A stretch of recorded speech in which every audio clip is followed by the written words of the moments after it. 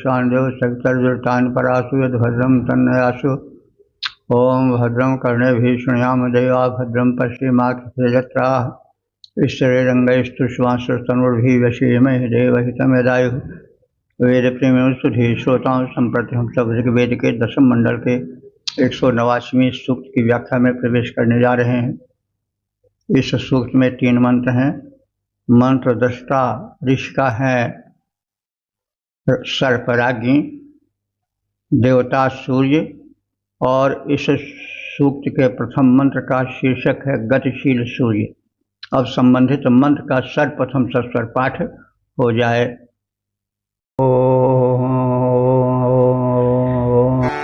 आजंगौः प्रश्निरक्रमेदसदन्वातरम् पुरः प्रचरन् च प्रजान् स्वाहा।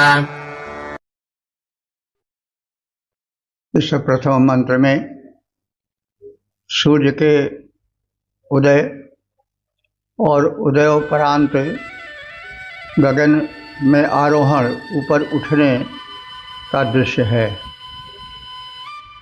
गौः कृष्ण, गौः माने गमनशील, कृष्ण माने तेजस्वी सूर्य। तो गौ शब्द है, हमारे यहाँ प्रत्येक शब्द जो है सार्थक होता है, निरर्थक नहीं होता है। तो गाय को गौ इसलिए कहा गया कि वह गमनशील है, चलती फिरती, चलती फिरती, चलती घूमती रहती है। आज की बात नहीं है, ये उस वैदिक युग की बात है, जबकि गाय को दिन भर उनको छोड़ा रहता है, घूमा करती हैं, और फिर रात्रि होने पर या सायंकाल आने पर उन्हें ब्रज में या बाड़े में बंद कर दिया जाता है और उसमें विश्राम करती हैं। तो गाय को गौ इसलिए कहा गया है कि वो गमनशीला है। और इस शब्द को सुनने से यह भी प्रतीत होता है कि अंग्रेजी का जो गो शब्द है, जो गमन के अर्थ में प्रयुक्त होता है, वो ऋग्वेद से ही प्रभावित है। तो गौः कृष्णी गमनशीला, यह गाय रूपी पृथ्वी के साथ ही साथ गौः कृष्णी गमनशील सूर्य। अक्रमित माने उदयाचल पर आ गया है। सूर्योदय का दृश्य है। तो सूर्य कैसा है? गौः माने गमनशील है, और कैसा है? तेजस्वी है, कृष्णी है। तो गमनशील तेजस्वी सूर्य अक्रमित उदयाचल पर आ चुका है। तो ऐसी मान्यता है, यह वैज्ञानिक मान्यता नहीं है, साहित्यिक मान्यता है, काल्पनिक मान्यता है कि एक उदयाचल है, अचल माने पर्वत, एक ऐसा पर्वत है जिसके ओट में सूर्य रहता है, और फिर जब प्रातः होने वाला होता है तो उस पर्वत से झांकता हुआ वो ऊपर आकाश में उदित होता है, अंतरिक्ष में उदित होता है, तो उसको उदयाचल कहते हैं। इसी प्रकार से अस्ताचल है तो अचल पर्वत है। तो ऐसा कथन है कि सूर्य अस्त होता है तो एक पर्वत है जिसको अस्ताचल कहते हैं, उसकी ओट में छिप जाता है। तो यह है गौः कृष्ण, यह गमनशील तेजस्वी सूर्य अक्रमित उदयाचल पर उदय हेतु आया। पुरः माने पहले, मातरम असदत, सबकी मातृभूता पृथ्वी पर आता है, उसको प्राप्त करता है, असदत प्राप्त करता है। तो यह कैसे? सूर्योदय का दृश्य नेत्रों के सामने लाइए, तो जब सूर्य का गोला उदित होता है तो समझ पड़ता है कि बिल्कुल पृथ्वी से ऊपर उठ रहा है, क्योंकि अंतरिक्ष जहाँ पृथ्वी और आकाश मिलते हैं तो वह भूमि अंतरिक्ष की भूमि है। तो वहाँ उस अंतरिक्ष से उदयाचल से सूर्य जब उगता है ऊपर, तो ऐसा प्रतीत होता है कि मातृभूता, सबकी माता स्वरूपा पृथ्वी से वो ऊपर उठ रहा है। और पितरम चा प्रयन स्वः, और फिर वह पिता आकाश की ओर जाता है। तो आकाश जो है वो पिता है सबका, ऐसा कहा गया है। माता भूमि पुत्रोहम पृथिव्या गगन पे, परंतु वह कुछ ऐसा ही कहा गया है अथर्ववेद में कि हम सबकी माता पृथ्वी है, पिता आकाश है। माता भूमि पुत्रोहम पृथिव्या, और पिता जो है वो आकाश है, अंतरिक्ष है। तो क्योंकि अंतरिक्ष से ही सारी वस्तुएं पृथ्वी पर आती हैं, सारा पोषण पृथ्वी को अंतरिक्ष से प्राप्त होता है, अंतरिक्ष ही देता है। और उसको संजो कर कौन रखती है? पृथ्वी।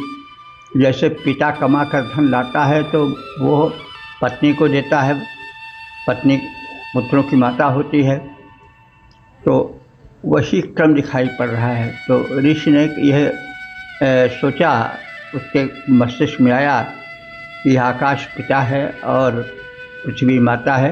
पृथ्वी पर जो है वह आकाश की देन है। पृथ्वी तो एक चट्टान है, पहले जलती हुई चट्टान थी, बाद में शीतल हुई, और फिर धीरे धीरे असंख्य यानी अनंत काल तक, अरबों खरबों साल तक वनस्पतियाँ गिरती रहें, सड़ती रहें, जीव जंतु जो हैं वो मरते रहे, गिरते रहे, पड़ते रहे, और वही सब मिल करके ऊपरी परत पृथ्वी की बनने लगी। तो वो सब जो कुछ हुआ, वनस्पतियाँ या जो कुछ हैं, उन सबको जीवन मिलता है ऊपर से, वृक्ष भी ऊपर से ही होती है। तो इसलिए ऊपर वाला जो है अंतरिक्ष वो सबका पिता है, और जो पृथ्वी है वह सबकी माता है। तो जो सूर्योदय होता है तो पहले वह मातरम असदत पूर्व दिशा रूपी जो पृथ्वी है, पूर्व दिशा में जो पृथ्वी है माता स्वरूपा है, उसमें वो आता प्रतीत होता है, उसकी गोद में बैठा हुआ प्रतीत होता है उदयकालीन सूर्य। और उसके पश्चात फिर वो ऊर्ध्व गमन करता है, ऊपर उठता है। तो पितरम चा प्रयन, फिर पिता आकाश को प्राप्त करता है और उसके ऊपर उसका ऊर्ध्वारोहण होता चलता है, ऊपर उठता जाता है। तो गतिशील तेजस्वी सूर्य उदयाचल पर प्रकट हुआ। प्रथम सबकी मातृभूता पृथ्वी को स्पर्श किया, पुनः पिता आकाश की ओर वो बढ़ा और उसको प्राप्त किया। गतिमान सूर्य तेजस्वी पहले पूर्व दिशा में है आता, गतिमान सूर्य तेजस्वी पहले पूर्व दिशा में है आता, पहले माता पृथ्वी के फिर पिता व्योमपुर में जाता। ओम 10 189 2 देवता सूर्य शीर्षक सूर्य की दीप्ति। अब सर्वप्रथम संबंधित मंत्र का सस्वर पाठ हो जाए। अन्तश्चरति रोचनास्य प्राणादपानते व्याख्यन्महिषादिवम्।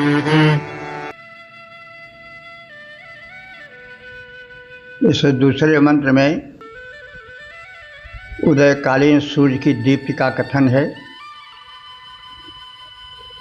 प्रकृति के खुले प्रांगण में ऋषि ने जिस रूप में सूर्योदय को देखा, उसको शब्दों में बांधा, भाव में पिरोया।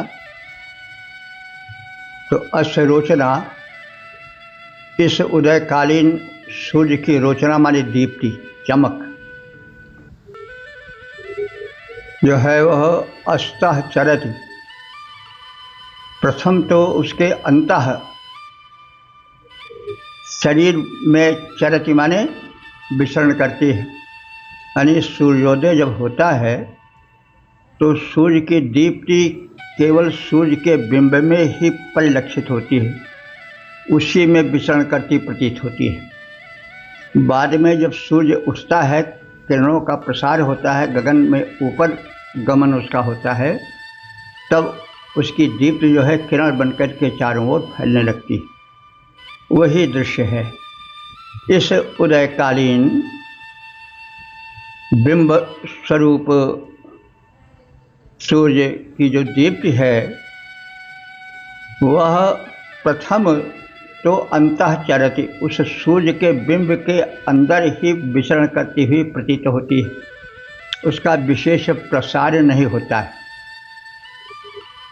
और पुनः तत्पश्चात वह महिषा यानी उस महान सूर्य के भीतर से किरण रूप में निकलना प्रारंभ होती है और दिवम व्याख्यत आकाश में विशेष रूप से प्रकाशित होने लगती है, यानी किरणों के रूप में आकाश में पहले वह द्योतित होती है, आकाश पहले चमक उठता है।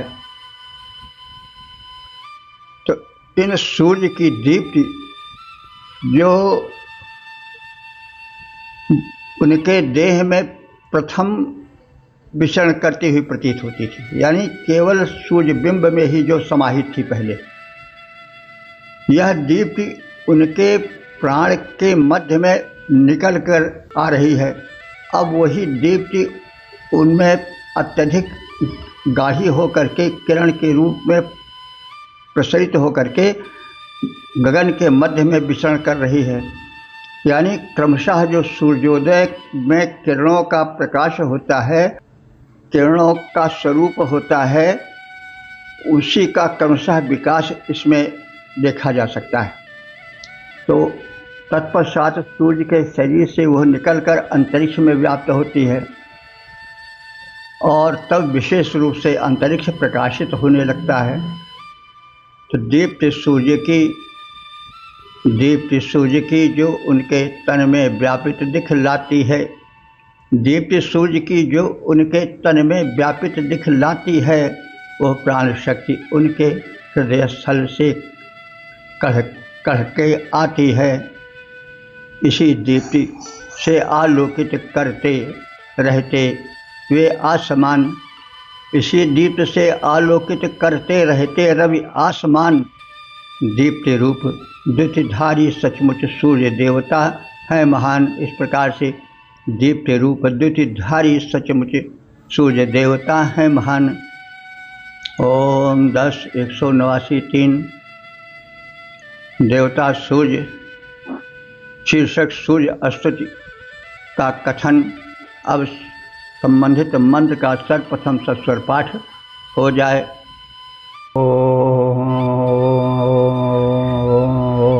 त्रिंशद्धा भविराजति वाक्पतङ्गाजधीरते प्रतिपस्तोरहद्यभेः।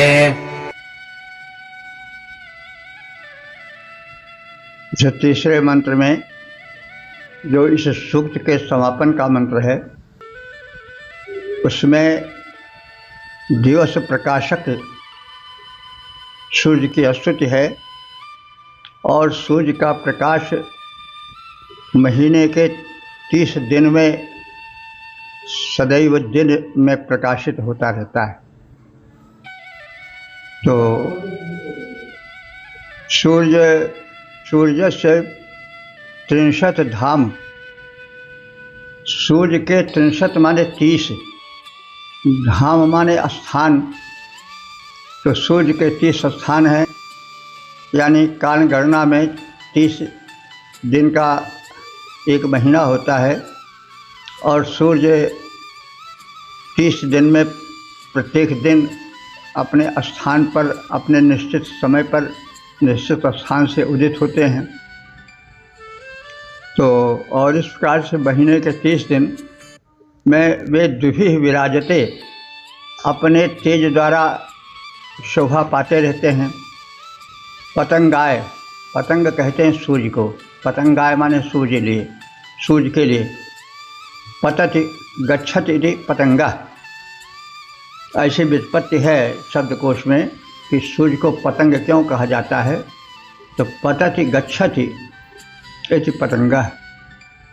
सूर्य जो है वह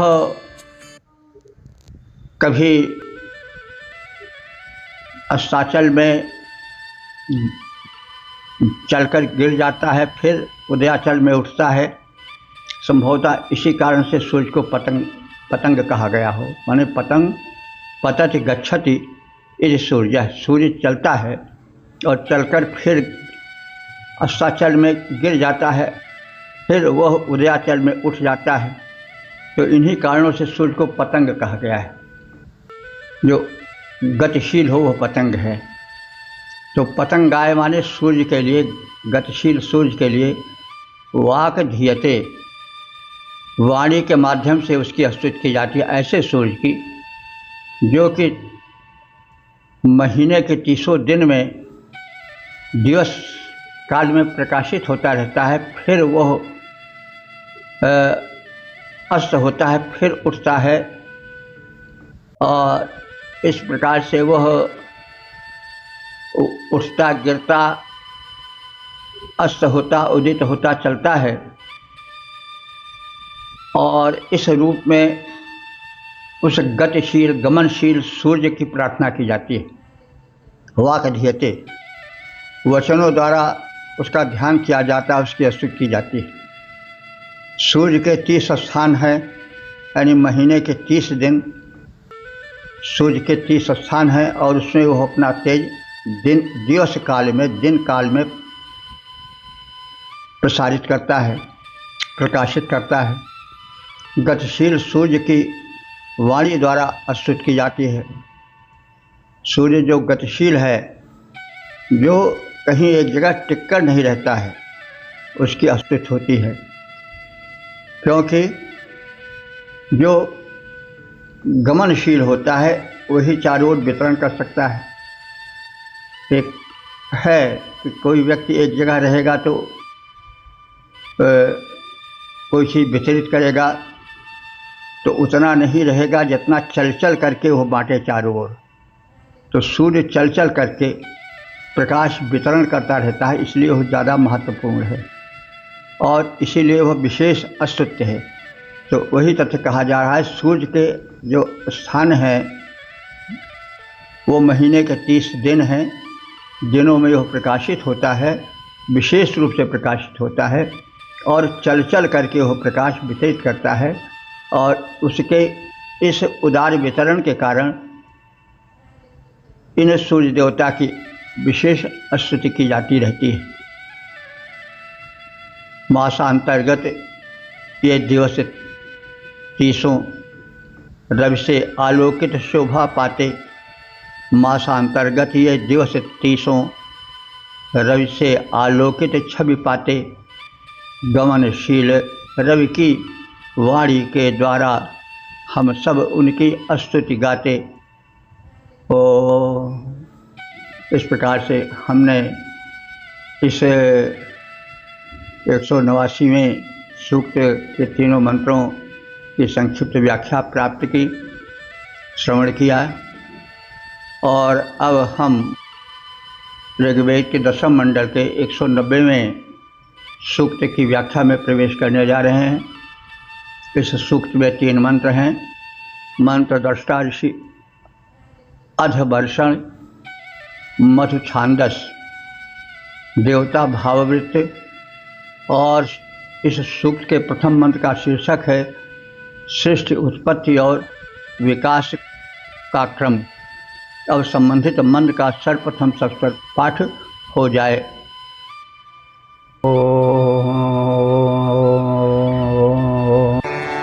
ऋतं च सत्यं चाभेद्धा तपसाध्यजायत ततो रात्र्यजायत ततः समुद्रो अर्णवः।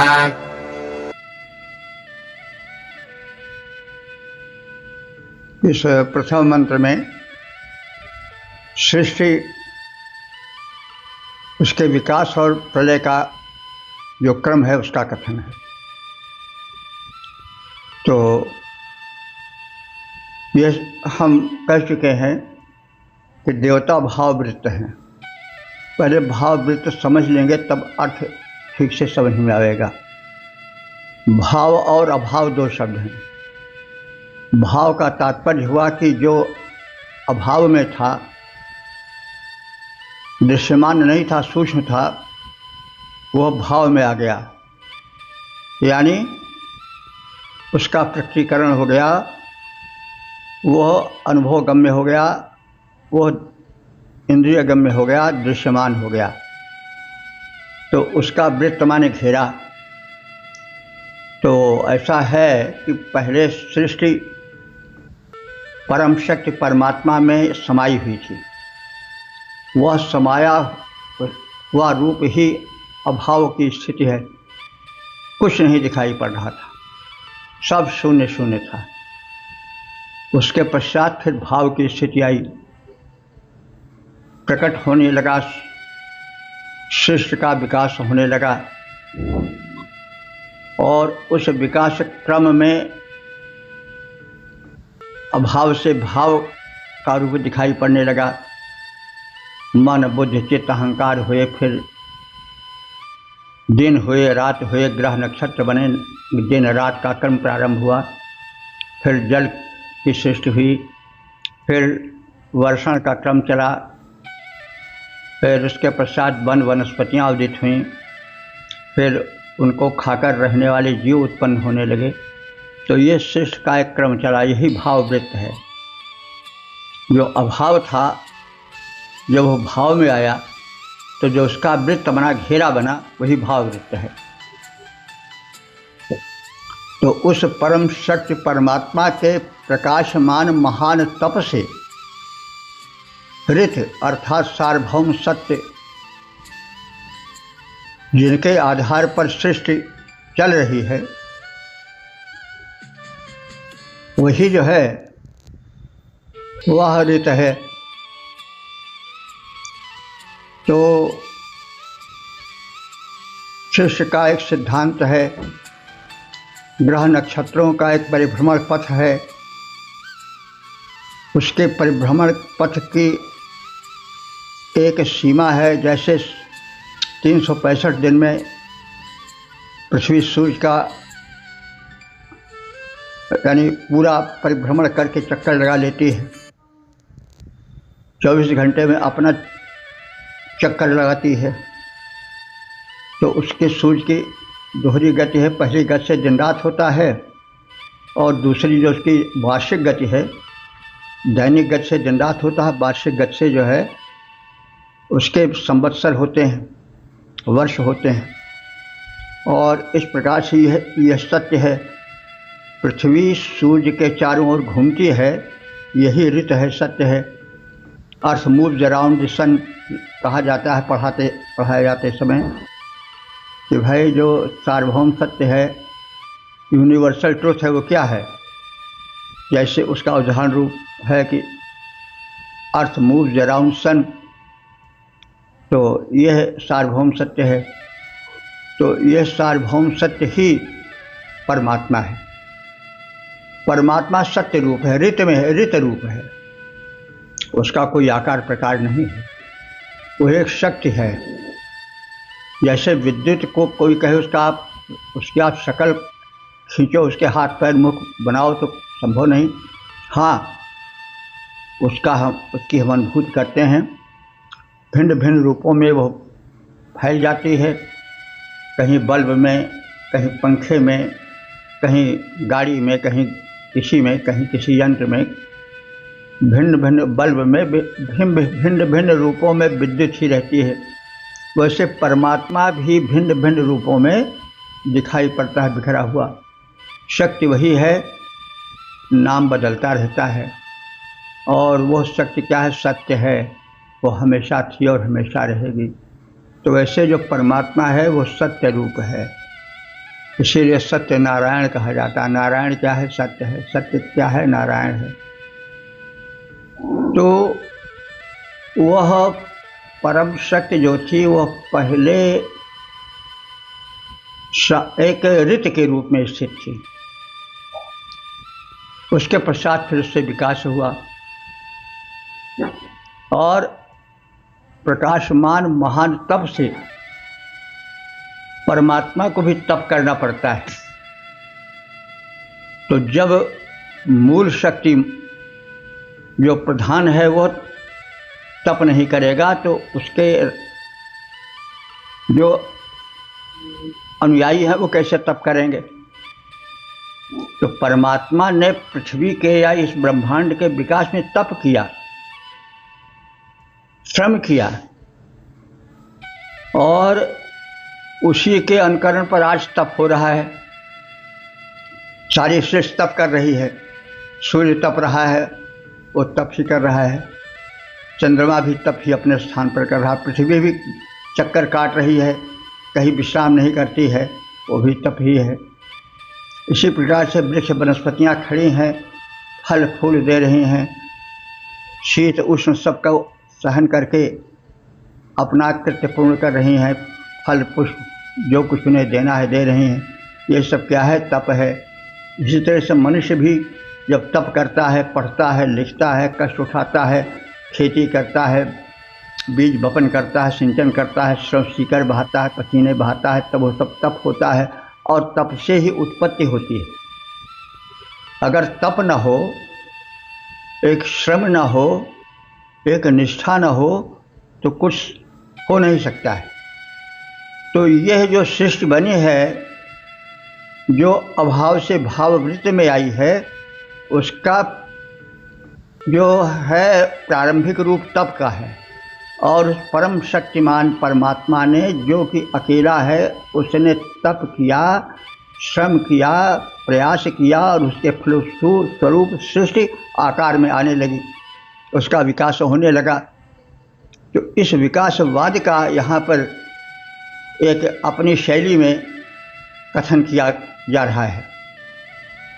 हालांकि हम लोग या वैदिक मान्यता डार्विन के विकासवाद से सहमत नहीं है, वो बात अलग है, अलग के विवेचन की चीज़ है। लेकिन यह है कि एक विकास, एक भाव चलता है, अभाव से ही भाव की उत्पत्ति होती है। तो ये भाववृत्ति है। पहले अभाव था, उसके पश्चात भाव हुआ, पहले शून्य था, फिर प्रकटीकरण हुआ, फिर उसका विकास हुआ। यही कथन इस मंत्र में है। तो अभिधा तपसा, महान तप से सर्वप्रथम ऋतम, ऋतम माने सार्वभौम सत्य हुआ अथवा यज्ञ हुआ। ऋत माने होता है सार्वभौम सत्य अथवा यूनिवर्सल ट्रुथ। यज्ञ भी होता है क्योंकि यज्ञ भी शाश्वत है। यज्ञ कर्म चल रहा है। यज्ञ क्या है? प्रदान प्रधान कर्म यज्ञ है। प्रकृति में यज्ञ चल रहा है। सूर्य, चंद्र, पृथ्वी, पशु पक्षी, वृक्ष वनस्पतियाँ सब यज्ञ कर रहे हैं, सब प्रदान कर रहे हैं, कुछ न कुछ दे रहे हैं सृष्टि को। उनका वो प्रदान जो है वही यज्ञ है। तो सर्वप्रथम प्रधान क्रिया की उत्पत्ति हुई। यही सार्वभौम सत्य है, यही यज्ञ है। तो किससे? अभाव से भाव की उत्पत्ति हुई। उस सूक्ष्म शक्ति स्वरूप परमात्मा से उत्पत्ति प्रारंभ हुई और वह सृष्टि जो कि अभाव की स्थिति में थी वो भाव की स्थिति में आने लगी और सर्वप्रथम सार्वभौम सत्य हुआ। बात स्पष्ट हो रही होगी कि जैसे पृथ्वी घूम रही है चारों, उसका हर ग्रह नक्षत्र का एक परिभ्रमण पथ निश्चित कर दिया गया। इतने समय में यह ग्रह नक्षत्र अपना चक्कर काटेगा, अपने से संबंधित नक्षत्र का या ग्रह का। तो यह सार्वभौम सत्य है, यूनिवर्सल ट्रुथ है, सदैव हुआ है, होता रहेगा। यह क्रम नष्ट हो जाए तो फिर विनाश आ जाएगा, फिर अभाव की स्थिति हो जाएगी। तो पहले अभाव से भाव हुआ, वही भाव यज्ञ है, वही सार्वभौम सत्य है। और फिर उसके बाद सृष्टि का विकास क्रम प्रारंभ हुआ। अजायत माने भिन्न भिन्न वस्तुएं आकार लेने लगीं। ततः तदुपरांत रात्रि अजायत, फिर दिन और रात का क्रम प्रारंभ हुआ, यानी ग्रह नक्षत्र बने और उनसे फिर दिन और रात का क्रम प्रारंभ हुआ। पहले दिन रात यह सत्ता में आए। ततः फिर उसके पश्चात अर्णवा, अर्ण कहते हैं जल को और अर्णव कहते हैं जल का महान भांडार समुद्र। तब जल राश जलनिध समुद्र हुआ, यानी फिर उसके बाद जल हुआ। पहले क्या हुआ? पहले ग्रह नक्षत्र बने, उनकी कक्षा परिभ्रमण कक्षा नियत हुई, वही ऋत है। और उसके पश्चात फिर जल उत्पन्न हुआ, दिन रात उत्पन्न हुए, फिर जल उत्पन्न हुआ। ततः अर्णवा समुद्र, फिर वही जल राशि समुद्र लहराने लगा और यह सृष्टि के विकास का क्रम होने लगा। उस परम शक्ति परमात्मा के प्रकाशमान महान तप से ऋत अर्थात सार्वभौम सत्य, जिनके आधार पर सृष्टि चलती है, चल रही है और चलेगी, और फिर उस ऋत से सत्य से अर्थात मूर्तिमान पदार्थों में उद्भाषित तथ्य का उदय हुआ। फिर वो सत्य जो है पहले सूक्ष्म था, फिर आकार प्रकार में आने लगा, फिर वृक्ष वनस्पतियाँ होने लगी, फिर प्राणी जगत उत्पन्न होने लगा। तो क्रम एक सृष्टि के विकास का प्रारंभ हुआ। तदनंतर दिन और रात सृष्टि और प्रलय की अवस्थाएं उत्पन्न हुई। दिन रात बने, दिन रात बने से बाद फिर मास बने, मास के बाद फिर वर्ष बने, वर्ष के बाद फिर जो है वो शताब्दी बनी, शताब्दी से बाद फिर युग बने, युग से बाद फिर कल्प बने, फिर प्रलय हुई, फिर सब कुछ उसी में समा गया, फिर उसके बाद विकास हुआ। यही क्रम है। तो यह एक विकास और विनाश, भाव और अभाव का एक क्रम है। अनंतर दिन और रात सृष्टि और प्रलय की अवस्थाएं उत्पन्न हुई। फिर जल अर्थात गतिमान मूल पदार्थ, मूल द्रव की उत्पत्ति हुई जल की, और फिर जल से जलनिधि बने और सृष्टि का अथाह प्रवाह क्रम इस प्रकार से गतिशील हुआ। इस प्रकार से सृष्टि की जो संरचना है और जो उसका विकास है वो प्रारंभ हुआ। तप से परम शक्ति द्वारा उत्पन्न हुआ ऋत का सिद्धांत। तप से परम शक्ति द्वारा उत्पन्न हुआ ऋत का सिद्धांत। पुनः सत्य आया पदार्थगत सृष्टि चली। उसके उपरांत प्रलय अवस्था आई, फिर तदुपरांत फिर सृष्टि प्रवाह सृजन विनाश चल पड़े, क्रम से चलता रहा प्रवाह अथाह। तो सृष्टि की उत्पत्ति तप से हुई है। अतः जीवन में तप अर्थात किसी उच्च लक्ष्य के लिए समुचित श्रम और समर्पण परमावश्यक है, क्योंकि तप ही से सृष्टि हुई है और हम भी एक सृष्टि के अंग हैं। तो हम यदि जीवन को जीवन बनाना चाहते हैं तो हमें भी तप करना है और समर्पण पूर्ण जीवन बिताना है। ये संदेश है। ओम 10-192 देवता भाववृत्त शीर्षक सृष्टि विकास का क्रम। अब संबंधित मंत्र का सर्वप्रथम सस्वर पाठ हो जाए।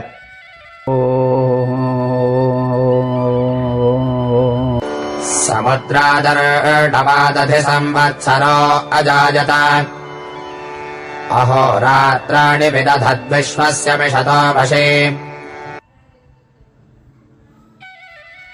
इस दूसरे मंत्र में भी सृष्टि के विकास का क्रम द्योतित है।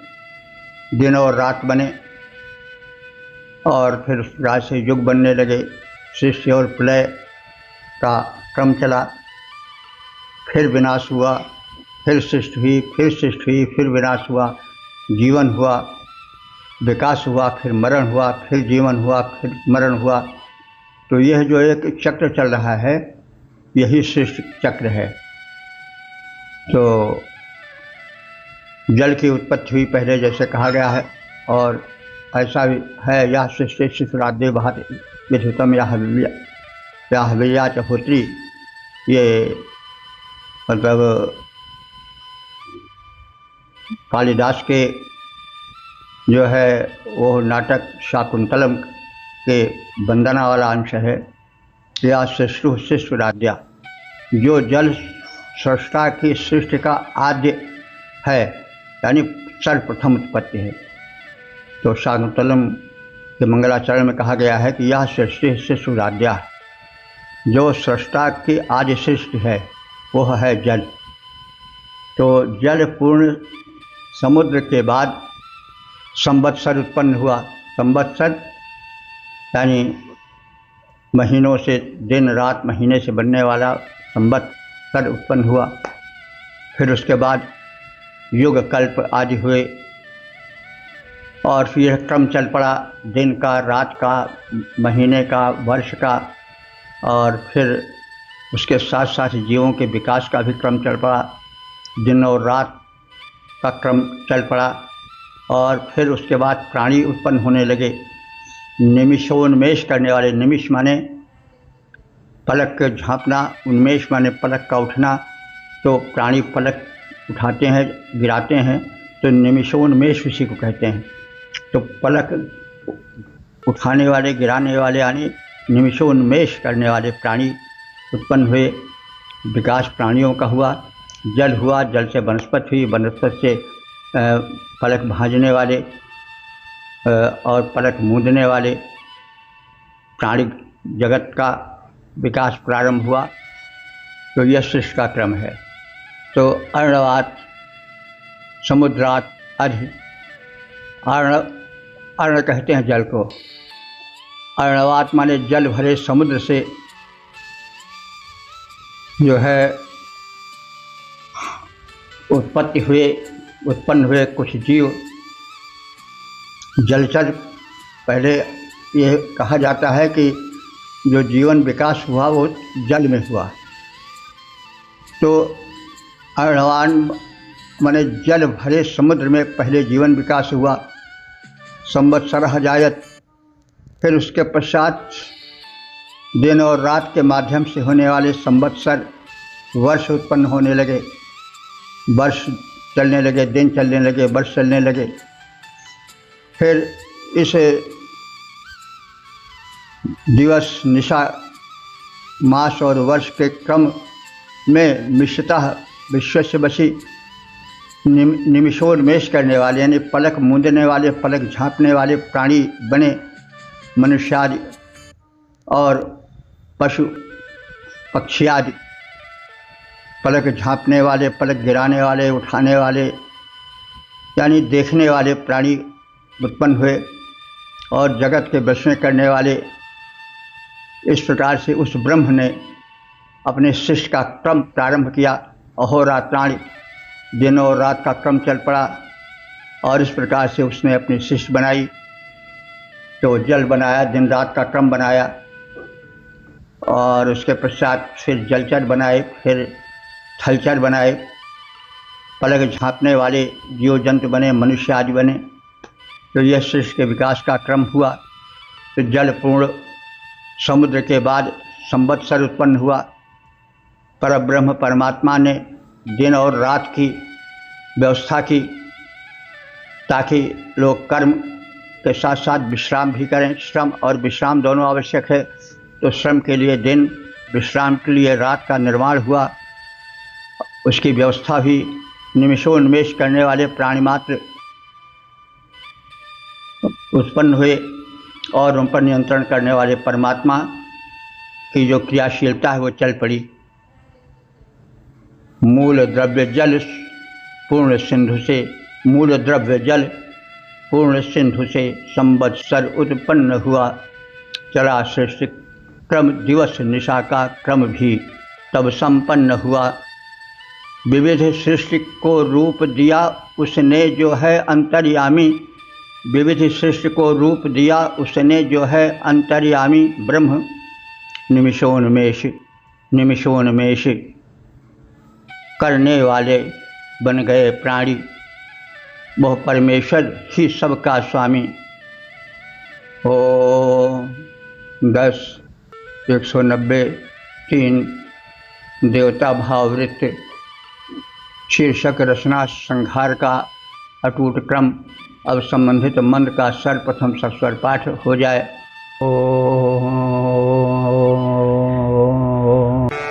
सूर्या चन्द्रमसो धाता यथा पूर्वमकल्पयत दिवं च पृथिवीं चान्तरिक्षमथो स्वाहा। यह तीसरा मंत्र जो कि इस सूक्त के समापन का मंत्र है, इसमें सृष्टि और प्रलय, रचना और संहार का जो क्रम पहले के मंत्रों में कहा गया है वो चल पड़ा। यानी जीव जंतु हुए, उनका विकास हुआ, फिर उसके पश्चात दिन रात, वर्ष, संवत्सर बने, युग बने, कल्प बने, फिर प्रलय हुई, अभाव की स्थिति आ गई, समग्र सृष्टि उस परमात्मा में समाहित हो गई। फिर एको हम बहुश्याम की भावना आई उस परम शक्ति में, फिर अभाव से भाव की स्थिति आई, फिर सृष्टि उत्पत्ति हुई और यह क्रम चलने लगा विकास का।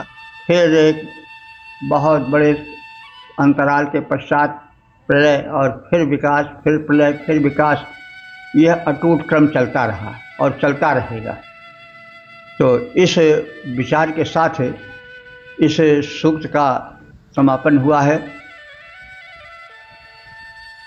तो धाता माने सबको धारण करने वाले उस परमात्मा ने सूर्य चंद्रमसो, सूर्य चंद्रमा को, देवम चा पृथ्वीम चा, द्युलोक को और भूलोक को, अंतरिक्षम चा और अंतरिक्ष लोक को, स्व माने सुख स्वरूप स्वर्गलोक को, यथा पूर्वम पहले के समान ही, पूर्व कल्प के समान ही सभी कल्पों में अकल्पित माने बनाते गए और आगे भी वो बनाते रहेंगे।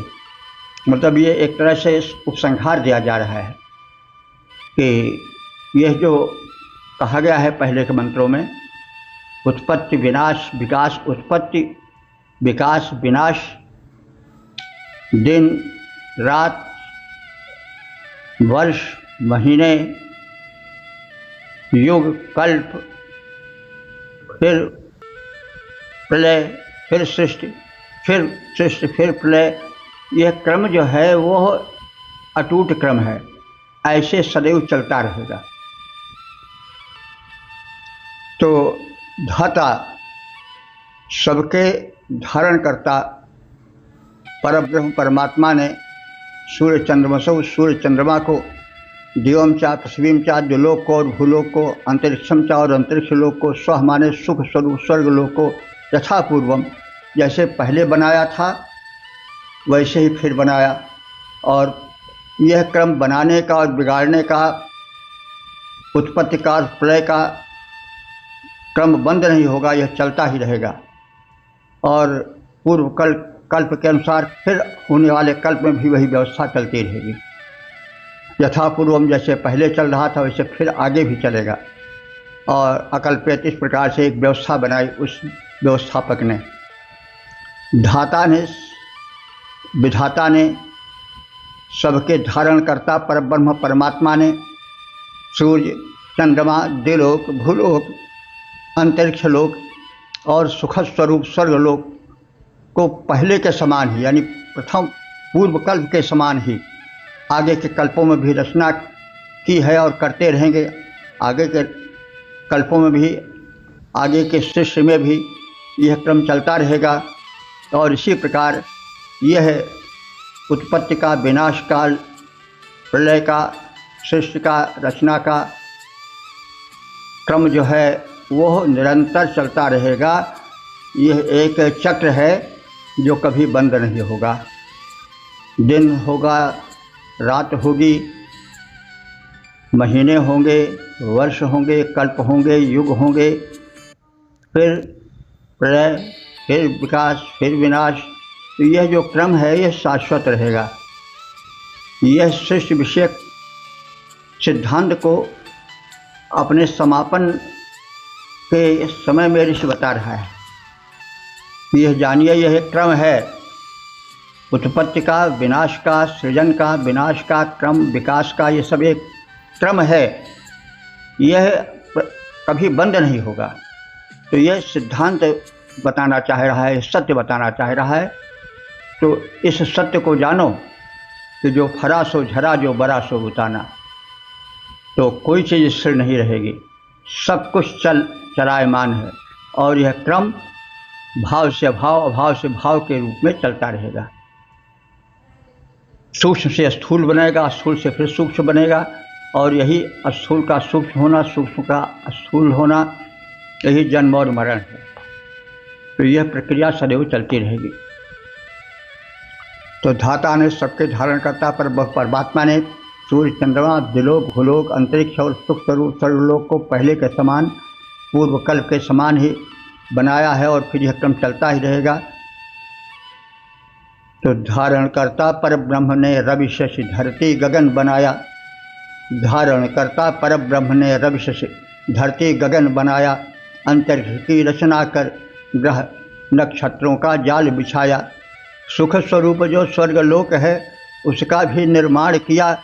पहले के समान ही फिर रचनाक्रम कर्म विधान किया।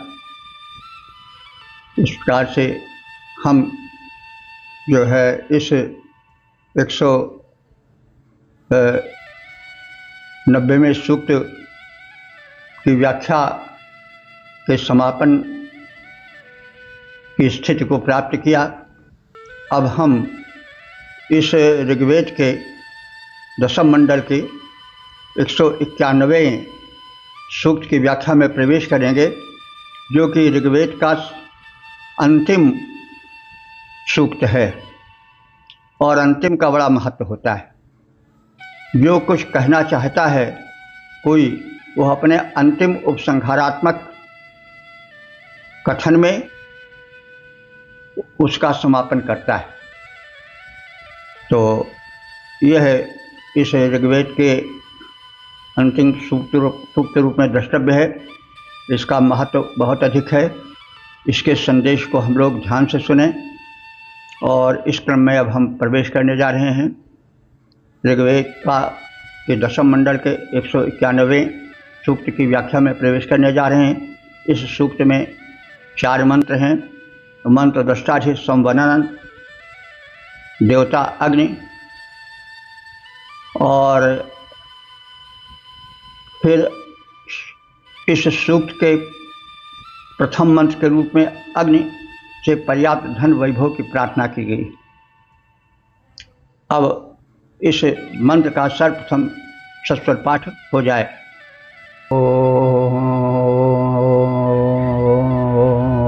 संसविद्युपसे वृषन्नग्ने विश्वाञ्जर्य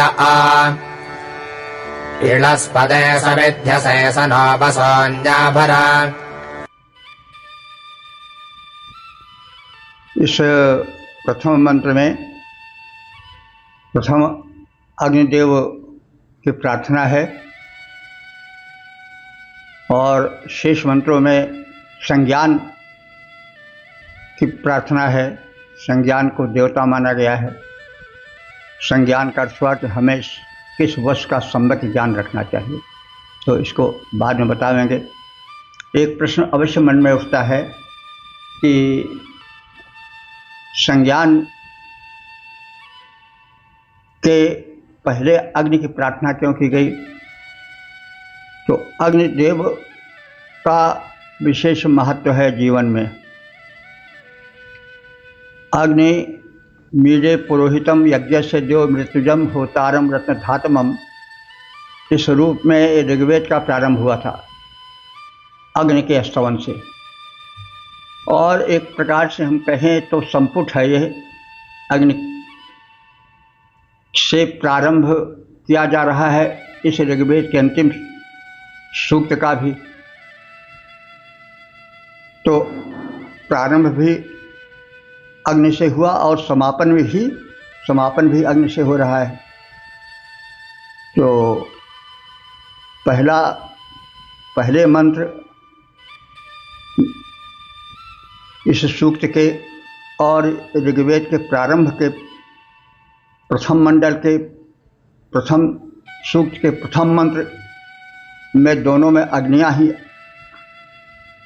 स्तुत्य हैं, उनकी ही स्तुति प्रस्तुत की गई है। उसका मतलब हुआ कि हमें अग्नि पर विशेष ध्यान देना चाहिए, क्योंकि जब अग्नि नहीं रह जाएगी तो सब ठंडा पड़ जाएगा।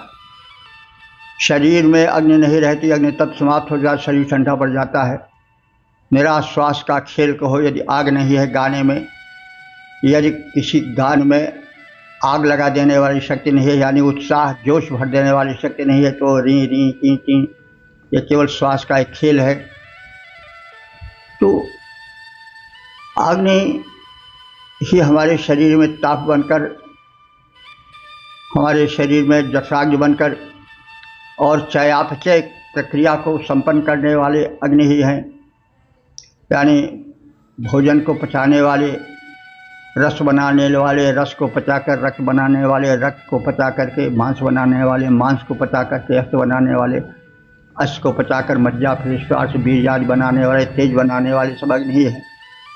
तो अग्नि ही सब कुछ करने वाले हैं। तो इसलिए जीवन में अग्नि की उपासना हमें करनी चाहिए। अग्नि को केवल वहीं तक न सीमित रखें, बल्कि अग्नि का जो विस्तृत रूप है उसको हमें ध्यान में रखना चाहिए। और अग्नि का जो सर्वव्यापी रूप है, जहाँ जहाँ अग्निदेव हैं वहाँ वहाँ हमको उन रीतियों से उनकी उपासना करनी चाहिए।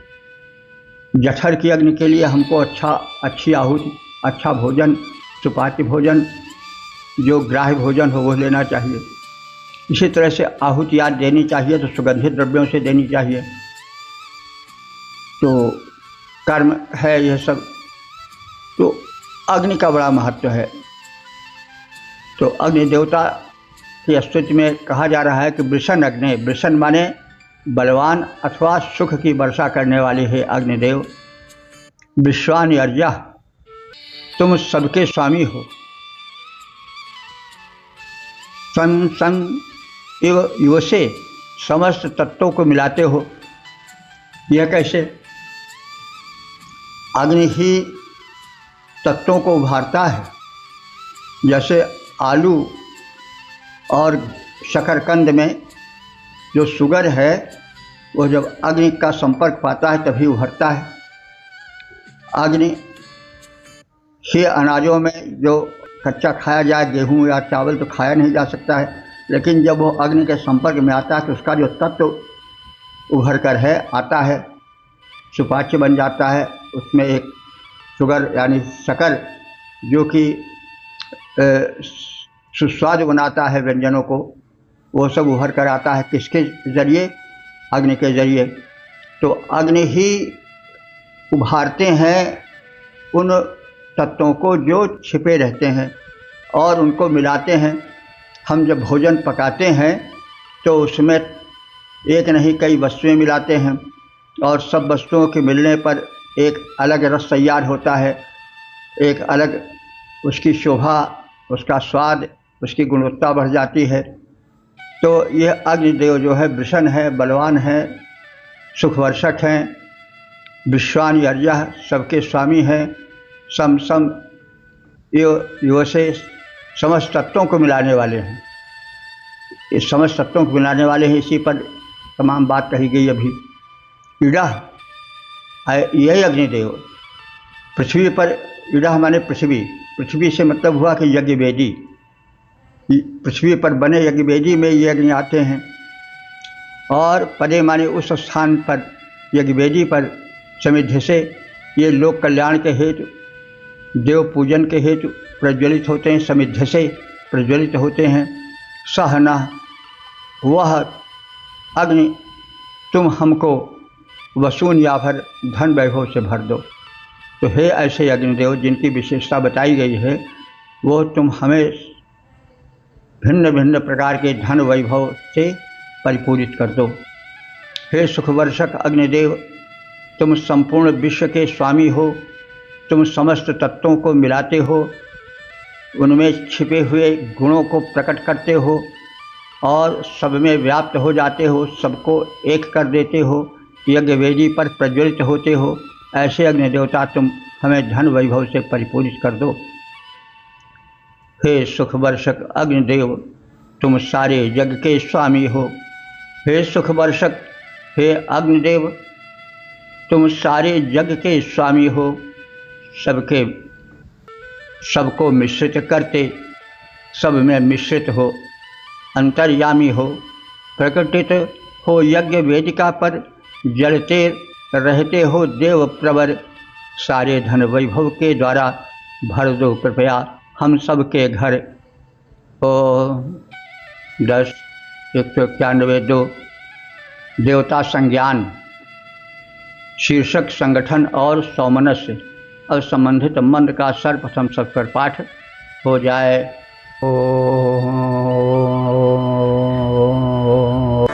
संगच्छध्वं संवदध्वं संभामनांसि जानताम् देवा भागं यथा पूर्वे संजानाना उपासते।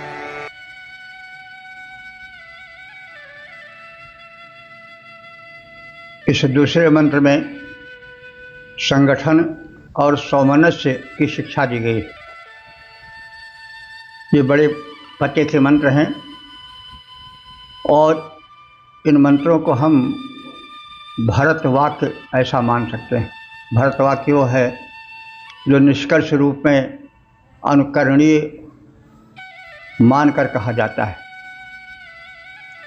तो ऋग्वेद के समापन का काल है यह, उसके मंत्र अब अपने अंतिम चरण में हैं।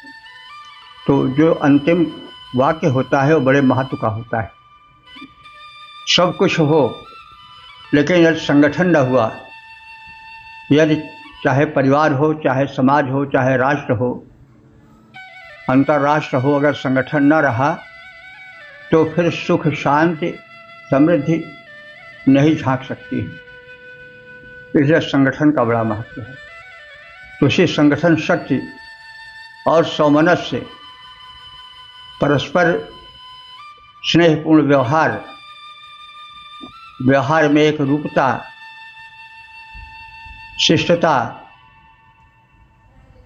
और संगठन की मानसिकता, ये सब बहुत आवश्यक है। और इनके बिना सब कुछ होते हुए भी कुछ नहीं है ऐसा समझ पड़ता है। बल्कि कभी कभी संगठन के भाव में और सौमनस्य, सज्जनता, सद्विचार के अभाव में तमाम सुख साधन, तमाम विज्ञान के विकास के साधन, वे सब संहारक बन जाते हैं। तो इसलिए सौमनस्य, सद्विचार, सद्भावना संगठन का सबके ऊपर शीर्ष पर स्थान है। क्योंकि अगर यह न हुआ तो सब होते हुए भी वह जो है विपरीत प्रभाव वाला हो सकता है। इसलिए इन मंत्रों पर विशेष ध्यान देने की आवश्यकता है। अब ऋषि यजमानों से, उपासकों से निष्कर्ष रूप में कह रहा है कि हे उपासकों, हे यजमानों, संगच्छध्वम्, तुम पारस्परिक विरोध तज करके संगच्छध्वम् माने साथ साथ चलो, हिलमिल कर चलो। संवदध्वम्, तुम मिलजुल कर सप्रेम वार्तालाप करो। लोग बक बक झकझक करके सारा गुड़ गोबर कर देते हैं और उसी में वाद विवाद कभी इतना बढ़ जाता है कि वह बढ़ करके कलह और फिर प्रहार पर उतर आता है। तो इसलिए हम संवदध्वम् माने मिलजुल कर सप्रेम वार्तालाप करें। वह मनांसि, वह माने तुम लोगों के मन संजानताम, समान भाव से ज्ञानार्जन करें। यथा माने जैसे, पूर्वे माने पूर्व काल में, देवगण अथवा विद्वान पूर्वज, संजानाना माने एक मत हो करके उपासते माने हविर भाग स्वीकार करते थे, यानी अपने अपने भाग को शांतिपूर्वक सहयोग पूर्वक लेते थे, कभी संघर्ष नहीं होता था। देवताओं में यज्ञ भाग के लिए कभी संघर्ष नहीं होता कि हमारा यज्ञ भाग कम है या ज़्यादा है या कैसा है, जो मिल गया उसको सब प्रेम स्वीकार करते हैं। तो यह हमारी प्राचीन परिपाटी रही है। हमारे पूर्वज भी अपने अपने भाग को प्रेम पूर्वक ग्रहण करते थे, जो कुछ अपना है वही लेने की चेष्टा करते थे, पराये के लिए नहीं। तो जो ईश ने दिया है केवल वही तुम्हारा, लालच करो धन के धन कौन बांध पाया। तो यह उदाहरण द्वारा ही पुष्ट किया जा रहा है कि पहले से ही पूर्व काल से ही देवगण जो यज्ञ भाग उनको दिया जाता है उसको सहर्ष स्वीकार कर लेते हैं। हमें कम है या हमें कम अच्छा मिला है ऐसा कह करके कभी खिन्नता या कभी अपना रोष नहीं प्रकट करते हैं। विद्वान गण भी ऐसा ही करते आए हैं। यही समझदारी है, यही तुम लोग भी करो और स्वार्जित भाग का ही उपभोग करो। दूसरे के धन की लालच मत करो। माघसाह कस्यचित् धनम, धन किसी का नहीं है, क्यों लालच करते हो। हे उपासक मनुष्यों, तुम पारस्परिक विरोध छोड़ दो, मिलजुल कर चलो, मिलजुल कर परस्पर प्रेम पूर्वक वार्तालाप करो। तुम लोगों के मन समान विचार वाले, समान भावना वाले, समान भाव से भावित होकर ज्ञानार्जन करें। जैसे पूर्व काल में देवगण अथवा विद्वद्गण एक मत होकर जो उन्हें प्राप्त हो जाता था, जो उनका न्यायपूर्ण भाग था, उसको ही ग्रहण कर संतुष्ट होते थे। कभी दूसरे के भाग के लालच नहीं करते थे, वैमनस्य से नहीं मोल लेते थे। वैसे ही तुम सब करो और अपने ही भाग का उपभोग करो। एक साथ मिल कदम बढ़ावो, एक साथ मिल कदम बढ़ावो, करो साथ मिल वार्तालाप। एक साथ मिल कदम बढ़ावो, करो साथ मिल वार्तालाप। एक भाव से भावित होकर करो साथ मिल विद्या प्राप्त। सुरगण करते थे पहले मिल हविर भाग, निज ज्यों स्वीकार तज वै मनस्य, तज वै मत भाग न्यायोचित। लो निज तुम भी उसी प्रकार। अब इसी भाव को एक गीत के माध्यम से जानें। हे देशवासियों प्रिय संदेश शुभ सुनो यह, हे देशवासियों प्रिय संदेश शुभ सुनो यह। सब एकता दिखावो, सब एकता निभावो, सब एकता दिखावो, सब एकता निभावो। सब साथ साथ डोलो, सब साथ साथ बोलो, सब मेल जोल पूर्वक शुभ योजना बनावो। हे देशवासियों प्रिय संदेश शुभ सुनो ये, सब एकता दिखावो, सब एकता निभावो। सम हो विचारधारा मतभेद मत विषम हो, सम हो विचारधारा मतभेद मत विषम हो। गुण ज्ञान को परस्पर मिल प्रेम से बढ़ावो, गुण ज्ञान को परस्पर मिल प्रेम से बढ़ावो।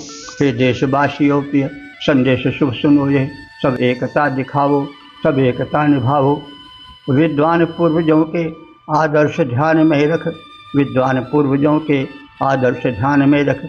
सौहार्दपूर्ण जीवन उनसा सफल बितावो, सौहार्दपूर्ण जीवन उनसा सफल बितावो। हे देशवासियों प्रिय संदेश शुभ सुनो यही, सब एकता दिखावो, सब एकता निभावो। सब प्राप्त कर रहे थे, सब प्राप्त कर रहे थे निज न्याय भाग्य जैसे, वैसे सभी परस्पर निज न्याय भाग्य पावो, वैसे सभी परस्पर निज न्याय भाग्य पावो। हे देशवासियों प्रिय संदेश शुभ सुनो यह, सब एकता दिखावो, सब एकता निभावो, सब एकता दिखावो, सब एकता निभावो। ओम 10-191-3 देवता संज्ञान शीर्षक साम्य एवं सुसंस्कृत जीवनोपदेश और संबंधित मंत्र का सर्वप्रथम सत्वर पाठ हो जाए। ओम समानो मन्त्रः समितिः समाने समानम् मनः सह चित्तमेषाम् समानम् मन्त्रमभिमन्त्रयेवः समानेन वो हविषा जुहोमि।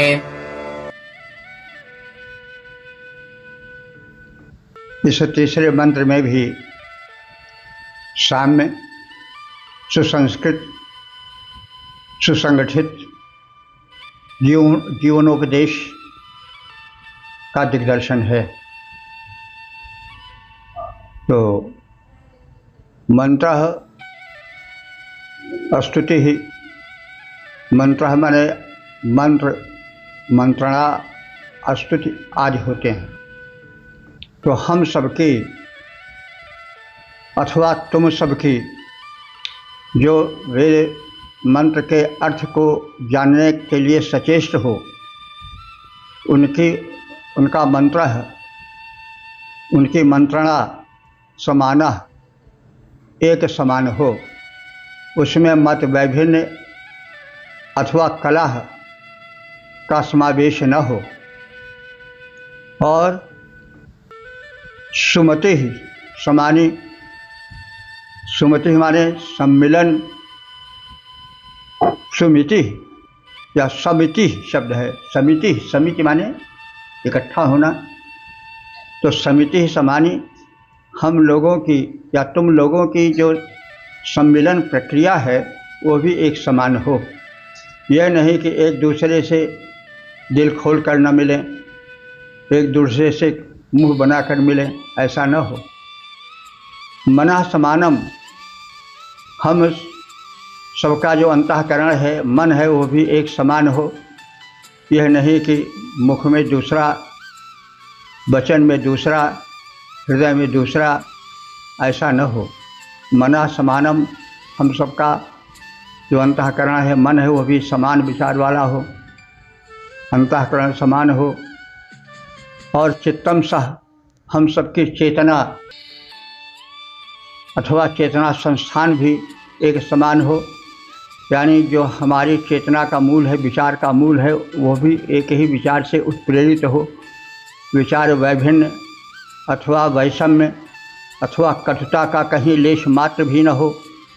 वह समानम मंत्रम अभिमंत्रे, वह माने तुम सबके लिए हम एक ही मंत्र, एक ही विचारधारा को आमंत्रित करते हैं, एक ही विचारधारा का उपदेश देते हैं।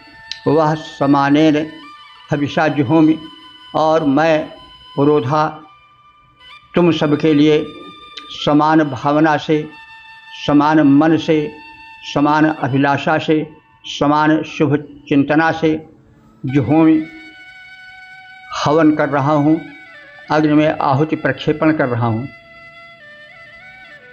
हे उपासकों, तुम सबकी प्रार्थनाएं और मंत्राएं समान रूप से सहृदयासिक्त हों। ऋत्विज कह रहा है अथवा उपदेशक पुरोधा कह रहा है कि हे उपासकों, तुम सबकी प्रार्थनाएं और मंत्राएं समान रूप से सहृदयता से परिपूर्ण हो, तुम्हारा सम्मिलन सौहार्दपूर्ण हो, एक समान हो, वैभिन्न न हो, मतभेद न हो, विचारजन्य वैमत्य न हो, तुम्हारे मन, अंतःकरण, विचार संस्थान, चित्त आदि सब एक प्रकार के हों, एक ही भाव में, एक ही रंग में रंगे हों, कहीं वैमत्य न हो। मैं तुम्हारे मन को समान विचार से, समान सुसंस्कृति मंत्रणा से अभिमंत्रित करता हूँ, और तुम्हारे जीवन को सुसंपन्न बनाने हेतु समान रूप से सप्रेम आहुतियाँ प्रदान करता हूँ। यज्ञ का समापन और यज्ञ का विधिवत समापन करता हूँ, और इस प्रकार से यज्ञमय जीवन बनाकर तुम्हें सुसंस्कृत करता हूँ। तुम्हारा जीवन यज्ञ में बन जाए और सुसंस्कृत बन जाए, सुथरा बन जाए, साफ सुथरा बन जाए, ऐसी मैं चेष्टा करता हूँ, ऐसा मैं उपदेश देता हूँ, ऐसी मेरी मंत्रा है। सहृदयता से भरी तुम्हारी हों स्तुतियाँ एक समान। हे उपासकों, सहृदयता से भरी तुम्हारी हो स्तुतियाँ एक समान, मैत्रीपूर्ण समान मिलन हो, मैत्रीपूर्ण समान मिलन हो, रहे न छल का नाम निशान, हो समान सद्भाव सुपूरित अंतश्चित्त मनः संस्थान, जीवन सुसंस्कृत हो सबका एक समान, और समान आहुति हम करें प्रदान। अब हम इसी भाव को एक गीत के माध्यम से भी जान लें। इस उपासक देशवासियों, सुन लो शुभ संदेश हमारा, रहो परस्पर मिलजुल करके, बढ़ता जाए भाईचारा, बढ़ता जाए भाईचारा। एक समान मंत्रणाएँ हों, मिलन समान योजनाएँ हों, एक समान मंत्रणाएँ हों, मिलन समान योजनाएँ हों, हो सौहार्दपूर्ण सम्मेलन, हो सौहार्दपूर्ण सम्मेलन। सबका हित सब करें विचारा, सबका हित सब करें विचारा। इस उपासक देशवासियों, सुन लो शुभ संदेश हमारा, रहो परस्पर मिलजुल करके, बढ़ता जाए भाईचारा, बढ़ता जाए भाईचारा। अहंकार त्यों चित्त शुद्धि हो, अहंकार त्यों चित्त बुद्धि मन, कभी न टकराएं विरुद्धवन। अहंकार त्यों चित्त बुद्धि मन, कभी न टकराएं विरुद्धवन। एक समान विचार तंत्र हो, एक समान विचार तंत्र हो, बंटकर बहे न जीवन धारा, बंटकर बहे न जीवन धारा। ईशवासियों, ईश उपासक देशवासियों, सुन लो शुभ संदेश हमारा, रहो परस्पर मिलजुल करके, बढ़ता जाए भाईचारा, बढ़ता जाए भाईचारा। मैं ऋषि सबका हित आराधक, मैं ऋषि सबका हित आराधक, शुभ चिंतक सबका शुभ साधक, दे करके समान आहुतियाँ, दे करके समान आहुतियाँ, करता हूँ कल्याण तुम्हारा, करता हूँ कल्याण तुम्हारा। ईश उपासक देशवासियों, सुन लो शुभ संदेश हमारा, सुन लो शुभ संदेश हमारा, रहो परस्पर मिलजुल करके, बढ़ता जाए भाईचारा, बढ़ता जाए भाईचारा। ओम 10 191 4 देवता संज्ञान शीर्षक मतैक्य और संगठन। अब संबंधित मंत्र का सर्वप्रथम से स्वर पाठ हो जाए।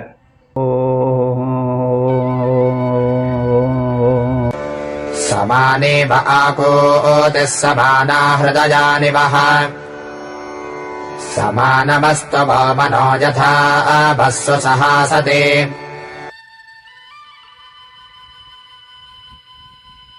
इस चौथे मंत्र में, जो कि समापन का मंत्र है, इस सूक्त के और साथ ही साथ ऋग्वेद के भी समापन का मंत्र है। यह मूल मंत्र कहा जा सकता है। इसमें मतैक्य होना चाहिए, विभिन्नता नहीं होनी चाहिए, न विचारों में, न व्यवहारों में, न भाषण में, कहीं भी वैमत्य न हो, सब में मतैक्य होना चाहिए। तो एक रूपता हो, यूनिटी हो, यूनिफॉर्मिटी हो, इस प्रकार से यह विचार व्यक्त किया गया है, जो कि चिंतन का नवनीत है, भरतवाक्य सदृश है। यजमाना उपासकाश्च वह आकुति समानी, वह हमारे तुम सबकी आकुति माने संकल्प शक्ति, समानी माने एक प्रकार से हो। यह नहीं कि कोई कुछ सोचे, कोई कुछ संकल्प करे, कोई कुछ विचारधारा करे, कोई कहे हम यह करेंगे, कोई कहे हम वो करेंगे, तो मामला बिगड़ जाएगा। इससे सबकी संकल्प शक्ति एक प्रकार की हो और अध्यवसाय भी एक प्रकार का हो। हम व्यवहार करें तो उस व्यवहार में भी यूनिफॉर्मिटी हो, एक रूपता हो। और वह हृदयान समाना, हमारा हृदय भी, हृदय विचारों का, व्यवहारों का, भावों का संस्थान है, तो हमारे भाव भी एक समान हो, हम बंटे न हो, बिखरे न हो। तो वह माने तुम लोगों के मनः समानम, जो मन संस्थान है, जो संकल्प शक्ति है, वो भी एक समान हो। विचारना एक समान हो, तुम्हारे मन एक समान हो, यथा जिससे वह सुसह असति तुम्हारा कार्य परस्पर सुसंगठित हो। क्योंकि जब तुम सब विचार से, मन से, बुद्धि से, चित्त से, अंतःकरण से, हृदय से, सभी प्रकार से एक रहोगे तो तुम्हारी क्रियाएं भी एक रहेंगी और फिर उसका फल भी एक समान होगा, फल भी मधुर होगा, फल भी परिपूर्ण होगा, सुफल होगा, सुख प्रदायक होगा। तो कर्म परस्पर हमारे सुसंगठित हों, क्या मन, क्या वचन, क्या कर्म, क्या भाव, किसी भी रूप में हम परस्पर भिन्न न हों, हम सुसंगठित हों, तन से, मन से, विचार से, बुद्धि से। तो हे उपासकों, तुम्हारी संकल्प शक्ति एक समान हो, तुम्हारे हृदय यानी भाव संस्थान और मनः संस्थान एक समान हो, उनमें वैभिन्न वैमत्य न हो, जिससे तुम भेदभाव से दूर होकर एक मत से सुसंगठित होकर संपूर्ण कार्य संपन्न कर सको। तो सारी शक्ति यूनिटी में होती है, एकता में होती है। Unity is the power. तो हो संकल्प शक्ति तुम सबकी, हे उपासकों एक समान। हो संकल्प शक्ति तुम सबकी, हे उपासकों एक समान। एक समान हृदय हो तेरे, एक समान मनः संस्थान हो दुरावशय रहित तुम्हारे। एक समान कार्य विस्तार हो दुरावशय दूर तुम्हारे। एक समान कार्य विस्तार जिससे हो संगठित कर सको सकुशल सकल लोक कल्याण, सकुशल सकल लोक व्यवहार। इसी प्रकार हम सब ने ऋग्वेद के दशम मंडल के 189वें सूक्त के 3 मंत्रों, 190वें सूक्त के 3 मंत्रों और 191वें सूक्त के 4 मंत्रों का संक्षिप्त में संज्ञान प्राप्त किया। 189वें सूक्त में 3 मंत्र हैं जिनमें सूर्य देवता की उपासना है। सूर्य देवता का उदयकालीन रूप बड़े तत्परता से खींचा गया है। सूर्य अंतरिक्ष में झांकते हैं, फिर धीरे धीरे भूमंडल में जैसे बैठे रहे हों वहाँ से उठ करके ऊपर उठते हैं, आकाश में आते हैं, आकाश को आलोकित करते हैं और इस प्रकार से अपनी छटा छिटकाते हैं, हमारे जीवन को कर्मशील बनाते हैं, कर्म में लगाते हैं। वे प्रेरक हैं, महान हैं। और 190वां जो सूक्त है उसमें 3 मंत्र हैं जिसमें कि भाववृत्त देवता माने गए हैं। भाववृत्त के अंतर्गत यह दिखाया गया है कि भाव रूप परमात्मा है, क्योंकि उसी से सब कुछ भाव हुआ है। पहले सारा संसार अभाव की स्थिति में था और वह उस परम शक्ति परमात्मा में समाहित था सूक्ष्म रूप से। फिर जब परमात्मा में यही चाह हुई कि मैं एको हम बहुत श्याम, एक हूँ अब अनेक हो जाऊँ, तो उससे फिर सृष्टि विकसित होना प्रारंभ हुई।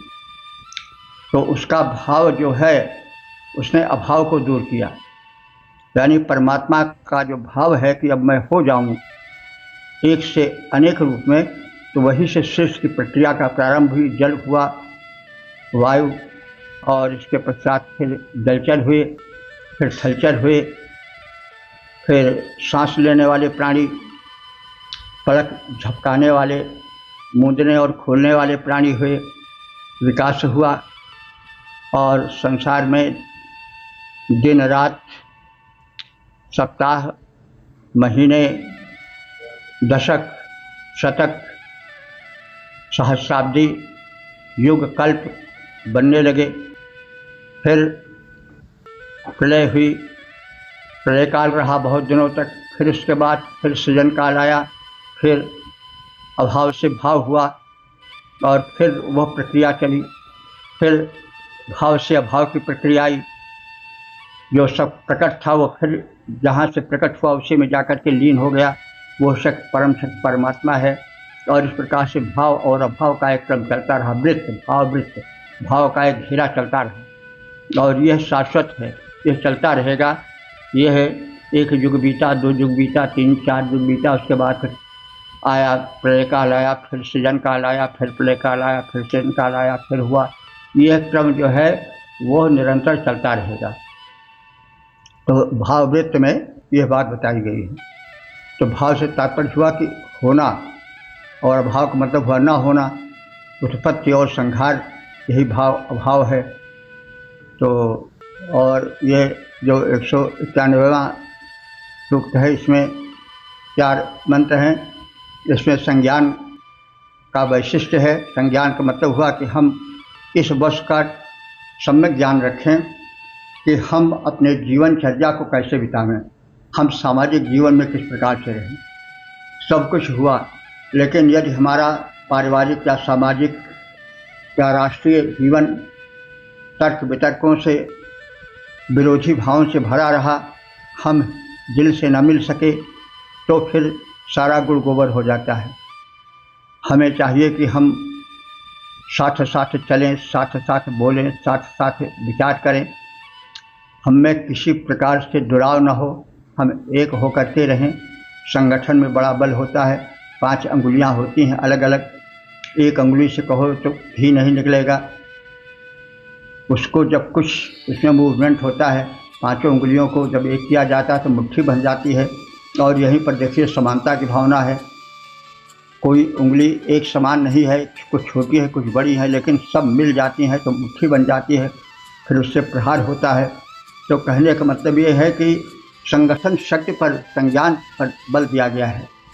और ये कहा गया है कि हम तमाम व्यवस्था करें, सामाजिक राष्ट्रीय उन्नति के शिखर पर चढ़ जाएं, लेकिन यदि हम में सद्विचार न हुआ, यदि हम में संज्ञान न हुआ, यदि हम में मतैक्य न हुआ, यदि हम वैमत्य में जूझते रहे, परस्पर कलह में लगे रहे, तो परिणाम क्या होगा? संहार होगा। इसलिए हमें चाहिए कि हम साथ साथ विचार करें, एक साथ साथ बोले और एक मत होकर जीवन बितावें। और यही जो है वो संज्ञान है कि जहाँ पर एक मत हो, मतैक्य हो, मन भी एक हो, चित्त भी एक हो, बुद्धि भी एक हो, अहंकार भी एक हो, विचारणा भी एक हो, कहीं टकराहट न हो, तो यह जीवन मधुर जीवन है। और यही जीवन सुख शांति का है। जहाँ पर अशांति रहेगी, जहाँ पर कलह रहेगा, द्वेष रहेगा, वहाँ पर फिर न उन्नति हो सकेगा, न सुख शांति आवेगी। वहाँ पर संहार ही संहार है। और संहार के विपरीत यदि हम चाहते हैं कि एक सृजन की बेला मुस्काए, तो हमें एक होना होगा। हमारी विचारधारा में एकता होनी चाहिए, मतैक्य होना चाहिए, वैमत्य बहुत दूर रहना चाहिए। इस बात को बार बार इन सूक्तों में कहा गया है, भाववृत्त में और संज्ञान में। तो इन सब बातों को हम समझें, बूझें और आध्यात्मिकता के साथ साथ सांसारिकता की ज्ञान रखें। भाववृत्त में आध्यात्मिकता बताई गई है कि पहले अभाव था, फिर भाव हुआ, फिर भाव से अभाव हुआ। तो यह एक क्रम है, जन्म मरण और प्राप्ति और विनाश का, उत्पत्ति और संहार का, सृष्टि और संहार का। तो एक क्रम है, यह चलता रहेगा। इस सत्य को हम समझें और इस जन्म मरण के विचारधारा में डूबे उतराएं नहीं। एक रचनात्मक विचारधारा रखें और उसके साथ साथ फिर में एक संगठित जीवन बितावें। यह जो है वह भरत वाक्य की तरह है। भरत वाक्य का मतलब हुआ कि जो नाटककार अथवा जो ग्रंथकार कहना चाहता है, संदेश देना चाहता है, वही रहता है भरत वाक्य में। तो इस प्रकार से हम ऋग्वेद का भरत वाक्य से कह सकते हैं कि जिसमें संगठन शक्ति पर, विचार शक्ति पर, मानसिकता पर, वैचारिकता पर एकता रहे। उसमें अनेकता हो सकती है, लेकिन वैमत्य नहीं होना चाहिए। विचारधारा थोड़ी अलग हो, लेकिन उसमें कटुता नहीं होनी चाहिए। विचार स्वातंत्र हो, लेकिन उसके साथ साथ उसमें सौमनस्य हो, सज्जनता हो, समझौता वाली भावना हो, अहंकार न टकराए, नहीं तो मामला बिगड़ जाता है। तो ऋग्वेद ने यह संदेश दिया है कि हम सुखी, संतुष्ट और पूर्ण जीवन बितावें, शांतिपूर्ण जीवन बितावें, और इस प्रकार से सृष्टि के रहस्य को समझें। और जो सूर्य शक्ति है वही अग्नि भी है, तो सूर्य शक्ति की उपासना करें। सूर्योपासना बहुत प्राचीन उपासना है। सूर्य जो है वो तेज के स्वरूप हैं, अंधकार के विनाशक हैं, इसलिए हम सूर्य की शक्ति समझें, उनके स्वरूप को ध्यान में रखें, उनके बाल स्वरूप पर विशेष ध्यान करें और अपने में तेज को आहरित करें कि सूर्यदेव प्रातःकाल ब्रह्म के रूप में उदित हैं, हम उनसे तेज ग्रहण कर रहे हैं, ये भावना लाएं। और फिर उसके पश्चात इस सृष्टि के रहस्य को समझें कि यहाँ उत्पत्ति और विनाश का क्रम चलता रहता है, प्रलय में व्यापक रूप से होता है और यूँ ही उसका संक्षिप्त रूप हमेशा चलता रहता है। हर क्षण जो है कहीं जन्म तो कहीं मरण लगा रहता है। यह क्रम अनवरत है, ये शाश्वत है, इस पर विचार करना चाहिए और उस समय डगमगाना नहीं चाहिए। फिर संगठित जीवन बिताना चाहिए और एक मत होकर रहना चाहिए। यह बार बार कहा गया है, इस बात को हम ध्यान रखें। ये सूक्त बड़े ही महत्व के सूक्त हैं, इस पर हम चलें और जीवन बितावें। अब हम कुछ छंद कह देना चाहते हैं इस विषय में, कृपया सुनें। ऋग्वेद ज्ञान जो कि ज्ञान का प्रकाश दिव्य, ऋग्वेद ज्ञान जो कि ज्ञान का प्रकाश दिव्य, सृष्टा ने जिसे कि सृष्टि हेतु पहुँचाया है, ऋषि ने जिसे कि दिव्य ज्ञान जन्य विद्युत से खींच कर मंत्र रूप दिया पुण्य पाया है। जीवन का ऐसा कोई कोना है दिखाता नहीं ऋग्वेद में, जिसने वेद में छटा न छिटकाया है। अध्यात्म ज्ञान लोक परलोक ज्ञान सभी वेद में प्रकाशित स्वरूप दिखलाया है। ज्ञान का है मूल ऋग्वेद भूल जाना नहीं, ज्ञान का है मूल ऋग्वेद भूल जाना नहीं, पढ़ना है वेद और वेद को पढ़ाना है। ज्ञान का है मूल ऋग्वेद भूल जाना नहीं, पढ़ना है वेद और वेद को पढ़ाना है। वेदों के प्रचार हेतु जीवन बिताना और वेदों के प्रचार हेतु जीवन लगाना और जन जन तक वेद ज्ञान पहुँचाना है, जन जन तक वेद ज्ञान पहुँचाना है। मानव का हित है समाहित यही समग्र, मानव का हित है समाहित यही समग्र। भूला हुआ तथ्य यह लोक को बताना है, भूला हुआ तथ्य यह लोक को बताना है। भारत की भूमि की उपज वेद ज्ञान जान, भारत की भूमि की उपज वेद ज्ञान जान। करना प्रचार हमें भूल नहीं जाना है, करना प्रचार हमें भूल नहीं जाना है। ओम शांति ही शांति ही शांति ही। ओम सर्वे भवन्तु सुखिनः, सर्वे सन्तु निरामयाः, सर्वे भद्राणि पश्यन्तु, मा कश्चित् दुःखभाग् भवेत्।